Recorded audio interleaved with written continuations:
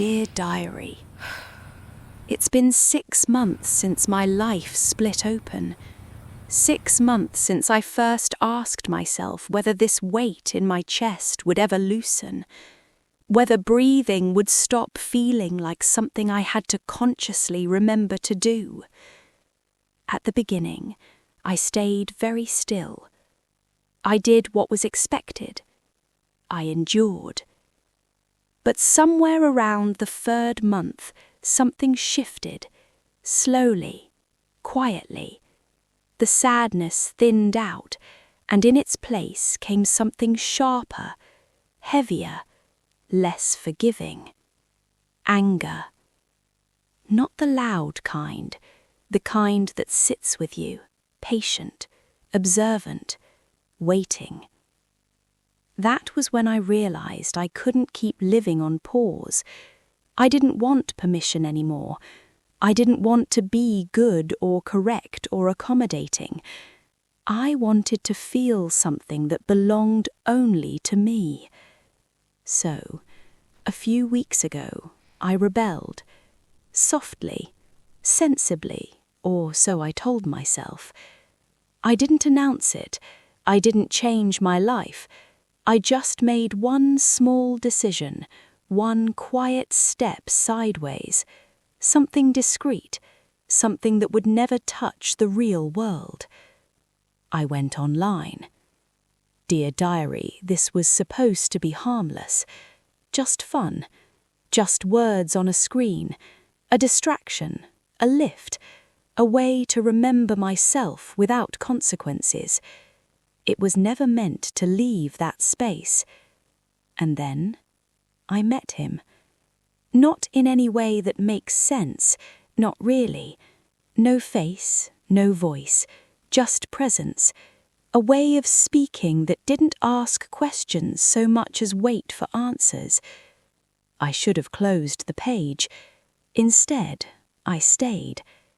Because something about him felt deliberate, controlled, as if he wasn't trying to impress me, only deciding whether I was worth his attention.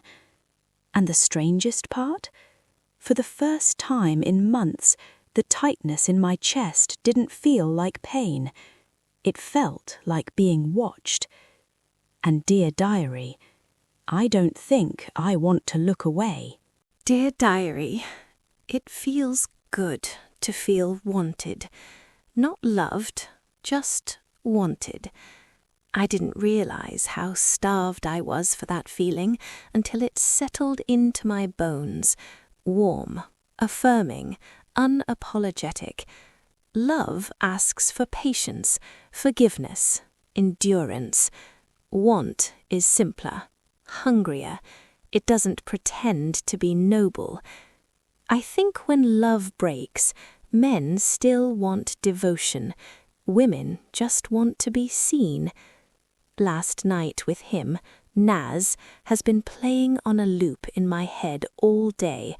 I keep catching myself smiling at nothing, heat curling low in my stomach, my thoughts drifting back to the way the night unfolded. We met at our usual time, same quiet rhythm. Words pass between us on the screen like a familiar ritual. We danced around things at first, safe, controlled, until something reckless took hold of me. I don't even know what possessed me to ask where he was. He told me he was in bed, and just like that, the air changed. What started as playful curiosity turned into something sharper, charged. Every response from him felt deliberate, as if he was allowing me to think I was leading, only to slowly take it back. He always did that, let me step forward just far enough before reminding me who was really in control. I pushed anyway, testing, provoking, and he let me for a while, until the tone shifted, his words slowed, deepened, weighted with intention. I could almost feel his attention narrow on me, like I'd crossed an invisible line and he'd noticed.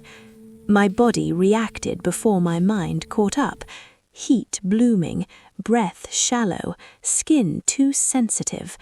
I told him what I was feeling, what I wanted. The honesty surprised even me. There was a pause on his end, long enough to make my pulse stutter. Then his response came, low, rough, unguarded. I wanted more than words then. I wanted him, the sound of him, proof that this wasn't just in my head. I still had his number, tucked away from before, and before I could talk myself out of it, I asked. When he said yes, I didn't hesitate. I called. The moment his breathing filled the space between us, something snapped loose inside me. I guided him with my voice, slow and intentional, painting pictures meant only for him. He followed, every sound he made feeding the ache building in me. I could hear it in him, the loss of restraint, the strain in his voice, and I imagined his hands, his focus, the way he would take control if I were really there. I told him I wanted him. He answered, not gently, not sweetly, but with promise, with possession, with certainty. His voice dropped, rough and commanding, and when he finally let go, the sound of it sent a shiver straight through me. I hung up quickly after, too quickly. My heart was racing, my skin was flushed, and the silence afterward felt just as loud as everything that came before it. Dear Diary, I don't know what I've started, but I know one thing for certain. Being wanted like that, it's dangerous, and I don't think I want to be safe anymore. Dear Diary, I know you're wondering what happened after my last episode with Naz. Believe me, I've replayed it more times than I care to admit. Let me say this clearly before anyone gets ideas. I am not falling for him. Absolutely not. I don't know what he looks like, and I have no intention of ever finding out. Yes, I know what people say, that strangers meet online every day and somehow end up with forever. Good for them. Girls like me don't move like that. Where I come from, things are measured, controlled. Distance is protection. So no, this isn't romance. It's distraction, entertainment, something sharp enough to cut through lonely nights and quiet thoughts. But I'll admit one thing. Talking to him makes me feel desirable, in a way that lingers. So much so that I've started caring again about how I feel in my own skin, details I'd stopped paying attention to, all for no one, and for him. This time, though, he felt different, heavier, more demanding, less amused. When he said I'd disappeared on him, I felt it immediately, the irritation beneath the words, the claim. I tried to soften it, redirect. He didn't let me. When he said he wanted to meet me, I said no, without hesitation, and that's when the tone shifted. His response was sharp, unapologetic, enough to make my breath hitch. I reminded him of the rules. No names, no faces, no crossing into real life. His answer was simple. You agreed. I didn't. I should have walked away then. Instead, something fluttered low in my stomach. Fear, and something disturbingly close to excitement. When he said it was easy to hide behind words, I shivered, because part of me wondered what would happen if I stopped hiding. The conversation slowed, darkened. Each message felt deliberate, measured, certain. When he asked what I wanted, I didn't give him love or promises, just truth. I liked the way things were between us. I liked what we did here. He paused for a moment, but he didn't push.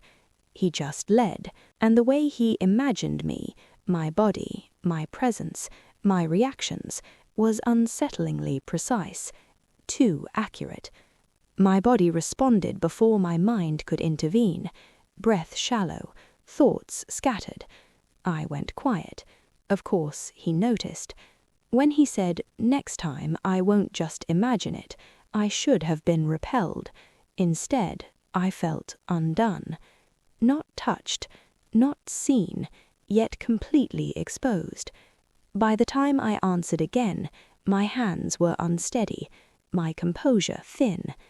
He was confident, certain, dangerous in the way men are when they believe you'll eventually say yes. Dear Diary, I don't know what I've invited into my life, but I do know this.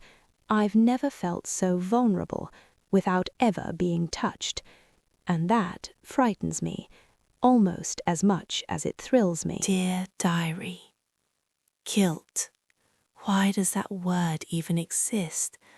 I wish it was shame instead, because shame needs witnesses, and no one knows what I've done. Not really. I keep asking myself what pushed me there. Was it revenge, or was it desire finally snapping its leash? I've been told my whole life that I don't have a cruel bone in my body, so maybe it wasn't vengeance.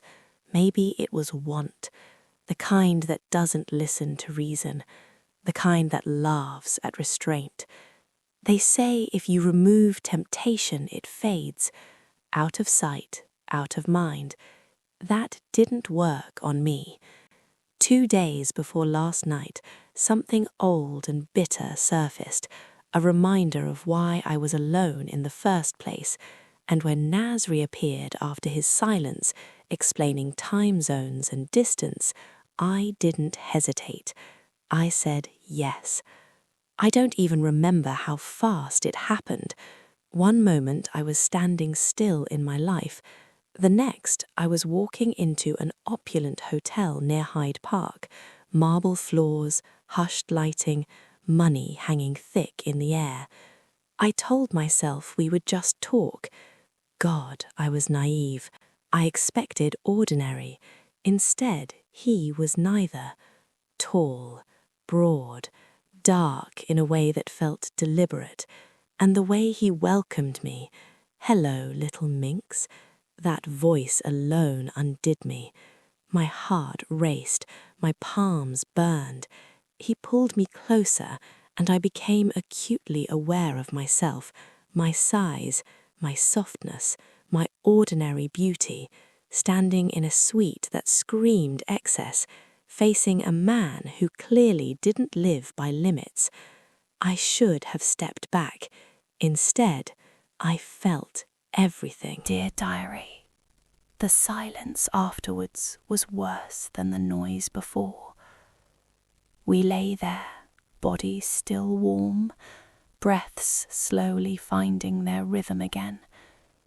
His weight hovered over me, not crushing, just close enough to remind me he was still there, still present, still in control. I stared at the ceiling, unable to move, as if motion would make it real, as if choosing to move would mean choosing what had already happened. That's when it hit me. Not pleasure, not shock, guilt. It crept in quietly, filling the spaces where heat had been.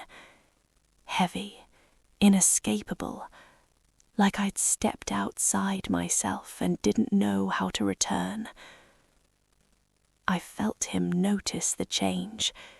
He always noticed. He shifted, adjusting so I was pinned beneath him again. Not forcefully, just deliberately, as if grounding me, as if reminding me where I was and that I hadn't been unaware. And in that moment, I understood something terrifying. This wasn't a mistake to him. It was a decision. One I had hesitated over. and still stepped into. When he finally moved away, the absence of his body felt wrong, cold. I missed his warmth before I could stop myself. I watched him walk across the room, unhurried, unapologetic, confident in a way men are when they believe they've won something or been welcomed into it. That's when panic set in. I became aware of everything all at once: the room, the bed, the fact that I was in a stranger's space, wrapped in his sheets, marked by choices I couldn't undo. I told myself to leave, to get dressed, to disappear before this turned into something worse. My movements were clumsy, my body sore in a way that felt too intimate, too revealing, a reminder of what I'd allowed myself to feel. I couldn't find everything I'd come in with. That felt symbolic somehow. And then I felt him behind me. I turned, clutching what little dignity I could gather. My eyes refused to rise past his chest. He didn't bother covering himself. Why would he? When I said I had to go, my voice shook. He heard it. He smiled anyway. When he told me we were just getting started, something inside me cracked. Not fear alone, something darker, something that recognized the pull, even as I resisted it. I tried to reason, to pretend this was still a one-time lapse in judgment, but he spoke like a man already planning tomorrow, something I could walk away from if I chose to. When he mentioned how easily things could be traced, how secrets don't stay buried forever, I froze. He didn't raise his voice, didn't need to. He simply reminded me of the imbalance, of how much I had to lose and how little he did. That was when I realized the truth. This wasn't just about desire anymore. It was about leverage, about possession, about how quickly pleasure can turn into a tether. And the most unsettling part, as frightened as I was, as guilty as I felt, my body still reacted to his proximity. My breath still changed. My pulse still betrayed me. Dear diary, I didn't just give myself to him that night. I gave him something far more dangerous: access. And now I don't know whether I'm trying to escape him, or whether part of me is already waiting for him to decide when I belong to him again. Dear diary, I know it's been a while. Not because I forgot you, but because stopping to write meant admitting how far I'd already gone. This thing with Naz didn't explode. It settled, quietly, deliberately, like something that had been waiting for me to stop resisting. I didn't hear his voice then, but later I realized he'd already said it. I don't interrupt resistance, I outlast it. I told myself I was busy, that life had simply become louder. But the truth is, my thoughts weren't mine anymore. I fought it at first. I really did. I reasoned, distracted myself, tried to remember who I was before him. But desire is patient, and when it realizes you're tired, it stops asking and starts waiting.